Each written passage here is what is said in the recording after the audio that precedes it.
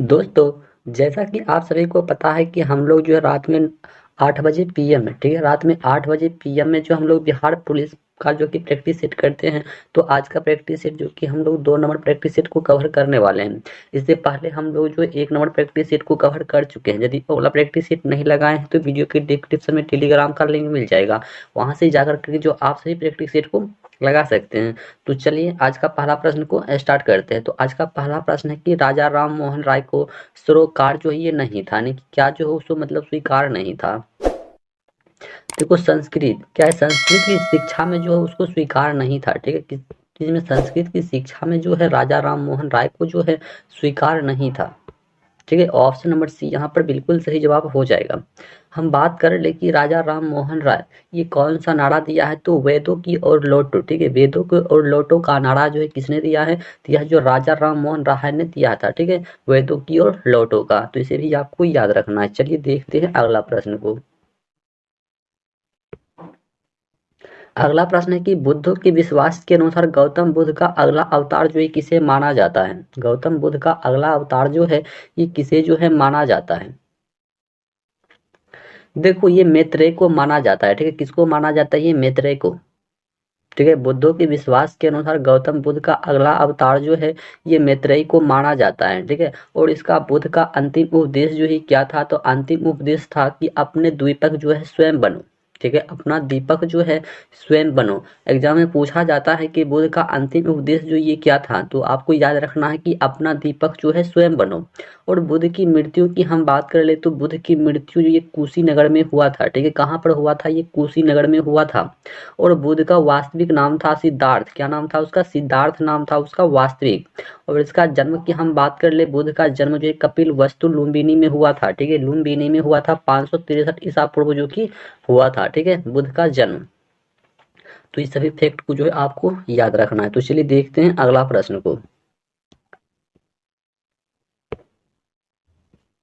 चलिए अगला प्रश्न है कि राष्ट्रवाद की अवधारणा का जन्म किस घटना से माना जाता है। राष्ट्रवाद की अवधारणा का जन्म जो है किस घटना से जो है माना जाता है। देखो, किस घटना से माना जाता है तो हम बात कर लिए पुनर्जागरण से जो कि माना जाता है, ठीक है। ऑप्शन नंबर ए यहाँ पर बिल्कुल सही जवाब हो जाएगा, पुनर्जागरण से जो कि माना जाता है, ठीक है, पुनर्जागरण से।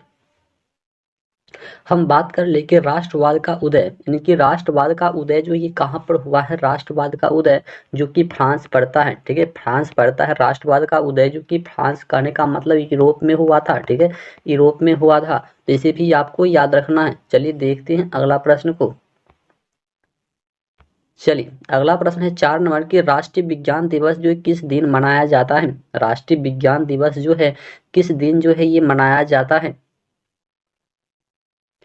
देखो, विज्ञान दिवस जो ये 28 फरवरी को जो है मनाया जाता है, ठीक है। विज्ञान दिवस जो ये 28 फरवरी को मनाया जाता है। हम बात कर ले कि 21 जनवरी को क्या मनाया जाता है, तो 21 जनवरी को जो त्रिपुरा त्रिपुरा की स्थापना दिवस जो ये मनाया जाता है, ठीक है। त्रिपुरा का स्थापना दिवस जो ये 21 जनवरी को मनाया जाता है। और 21 मार्च को जो हम बात कर लें, 21 मार्च को तो अंतर्राष्ट्रीय वन दिवस जो ये मनाया जाता है, ठीक है। अंतर्राष्ट्रीय वन दिवस के रूप में जो है ये मनाया जाता है, ठीक है, अंतर्राष्ट्रीय वन दिवस। और 23 मार्च की हम बात कर ले तो 23 मार्च को जो है विश्व मौसम दिवस जो है मनाया जाता है, ठीक है, विश्व मौसम दिवस, ठीक है, विश्व मौसम दिवस के रूप में जो है 23 मार्च को मनाया जाता है। तो इस सभी फैक्ट को आपको याद रखना है। चलिए अगला प्रश्न है 5 नंबर की, मलेरिया दिवस जो है किस दिन मनाया जाता है। मलेरिया दिवस जो है ये किस दिन मनाया जाता है। देखो, मलेरिया दिवस जो ये 25 अप्रैल को मनाया जाता है, ठीक है। मलेरिया दिवस जो ये 25 अप्रैल को मनाया जाता है। ऑप्शन नंबर सी यहाँ पर बिल्कुल सही जवाब हो जाएगा। चलिए अगला प्रश्न है 6 नंबर की, आर्थिक विकास की व्यवस्था के विभिन्न आधार जो है कौन कौन है। आर्थिक विकास की व्यवस्था का विभिन्न आधार जो है यहाँ पर कौन कौन है। देखो, यहाँ पर हो जाएगा आर्थिक विकास की मतलब क्या बोल रहा है, व्याख्या के आधार, जैसे कि सकल घरेलू उत्पाद भी हो जाएगा, प्रति व्यक्ति आय भी हो जाएगा, आर्थिक कल्याण का आधार भी हो जाएगा।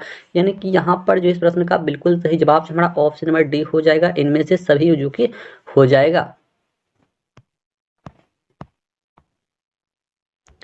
चलिए अगला प्रश्न है 7 नंबर की, निम्नलिखित में से कौन सी एक मिश्र धातु है, यानी कि ऐसा कौन है जो कि क्या है, एक मिश्र धातु है।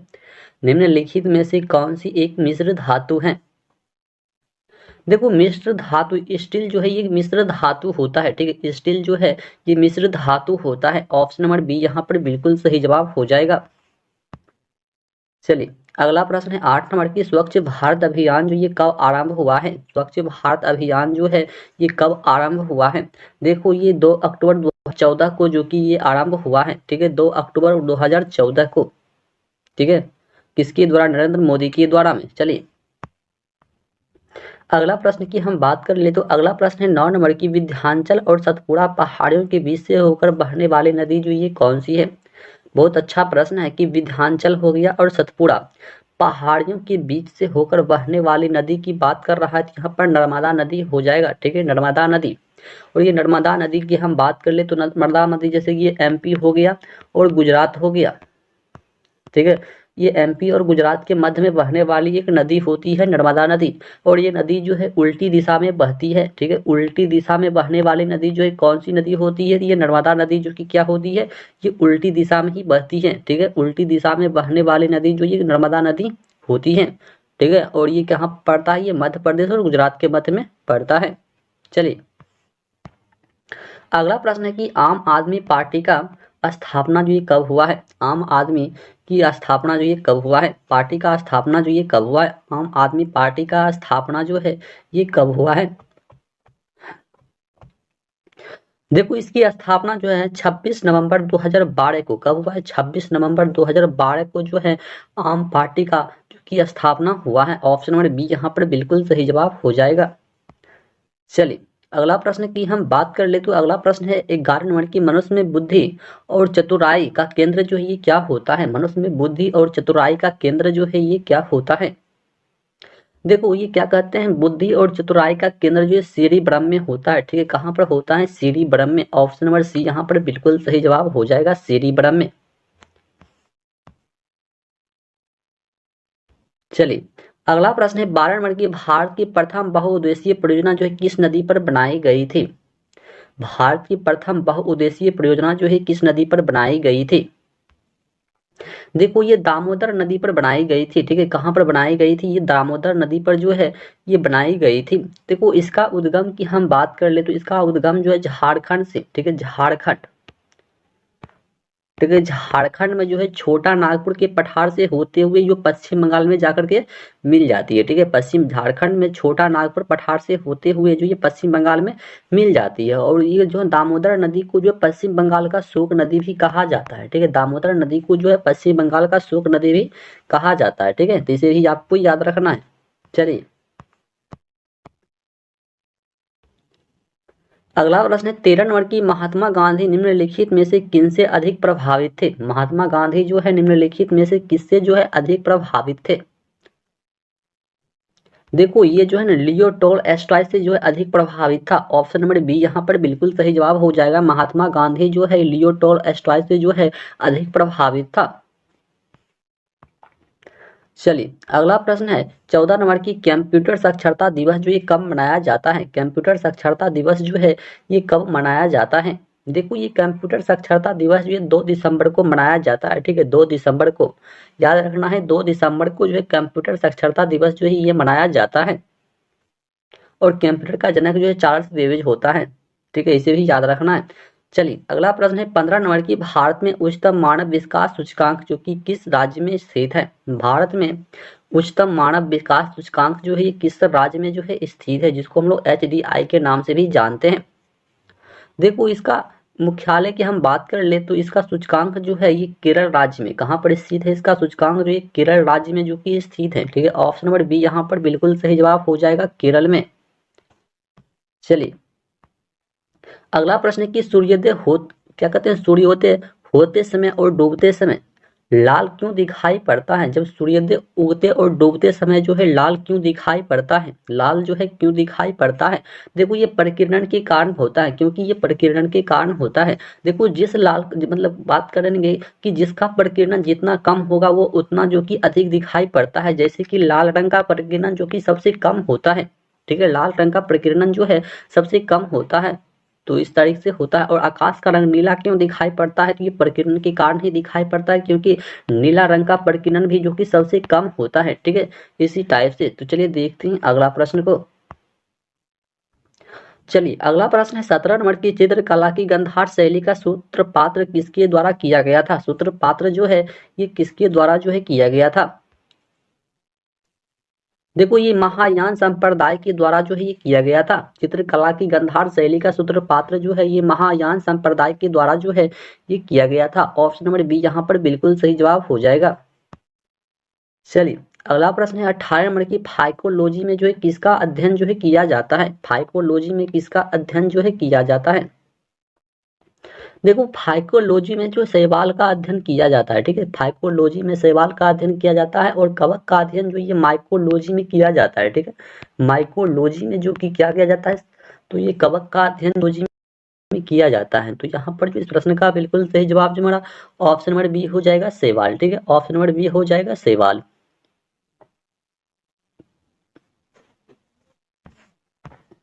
चलिए अगला प्रश्न है कि भारतीय जनता पार्टी की स्थापना जो ये कब हुआ था। भारतीय जनता पार्टी का स्थापना जो है ये कब हुआ था। भारतीय जनता पार्टी की स्थापना की हम बात कर ले तो ये 6 अप्रैल 1980 ईस्वी में हुआ था, ठीक है, 6 अप्रैल 1980 ईस्वी में हुआ था भारतीय जनता पार्टी की स्थापना।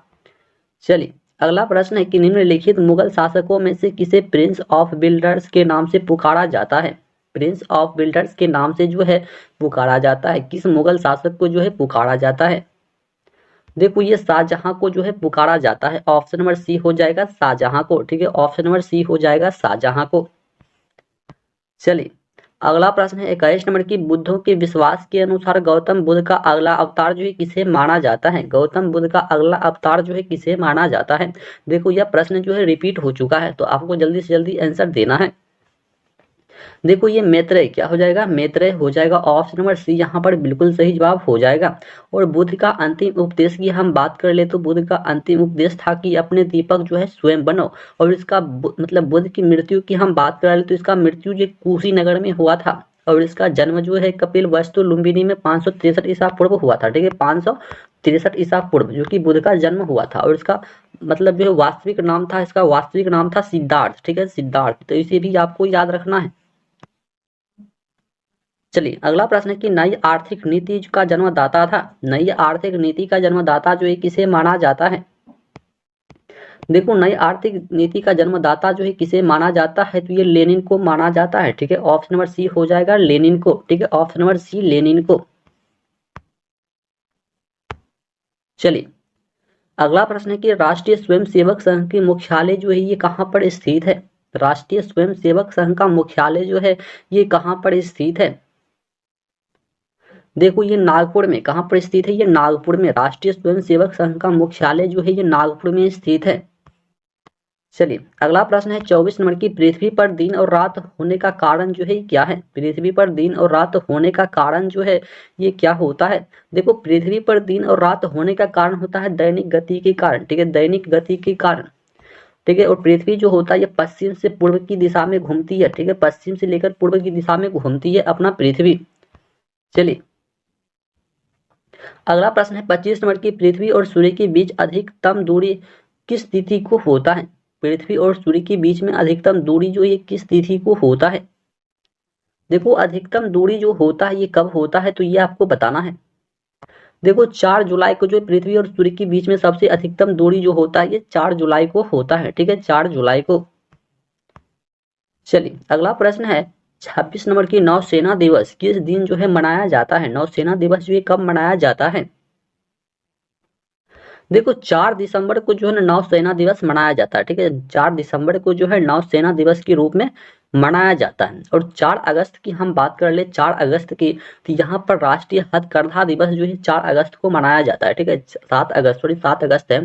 तो 7 अगस्त को जो है राष्ट्रीय हथकरघा दिवस जो ये मनाया जाता है। और 16 सितंबर की बात कर ले तो यहाँ पर 16 सितंबर को जो है ओजोन दिवस के रूप में मनाया जाता है, ठीक है, 16 सितंबर को जो है ओजोन दिवस के रूप में मनाया जाता है। और 8 फरवरी की प्रो क्या कहते हैं प्रोपोज दिवस जो है मनाया जाता है, ठीक है, प्रोपोज क्या कहते हैं प्रोपोज क्या होता है प्रोपोज कैसे होता है, तो आपको लिख देते हैं प्रोपोज। ठीक है, प्रोपोज डे जो है ये मनाया जाता है, ठीक है, 8 फरवरी को। चलिए अगला प्रश्न है 27 नंबर की, लाल सेना का गठन जो है किसने किया था? लाल सेना का गठन जो है ये किसने किया था? देखो ये ट्राट ट्राट अस्की ने किया था, ठीक है, ट्राट अस्की ने किया था। लाल सेना का गठन जो ट्राट अस्की ने किया था। कब किया था? तो हम बात कर लेते हैं 1918 ईस्वी में किया था। कब किया था? 1918 ईस्वी में। देखो ये सोवियत संघ, क्या कहते हैं, सोवियत रूस का भाग था यह जो है ना। लाल सेना की बात कर लेती है, एक प्रकार का जो है सोवियत रूस का एक भाग था। इसमें जैसे कि गृह युद्ध और पोलैंड के साथ की युद्ध मतलब लड़ा गया था, ठीक है, इसमें गृह युद्ध और पोलैंड के साथ जो कि युद्ध लड़ा गया था, ठीक है इसमें। चलिए अगला प्रश्न है कि वह प्रक्रिया जिसके द्वारा मनुष्य श्वास ग्रहण करता है तथा छोड़ता है वह क्या कहलाता है? वह जो है क्या कहलाता है? देखो वो श्वासोच्छ्वास कहलाता है। ऑप्शन नंबर बी यहाँ पर बिल्कुल सही जवाब हो जाएगा, श्वासोच्छ्वास।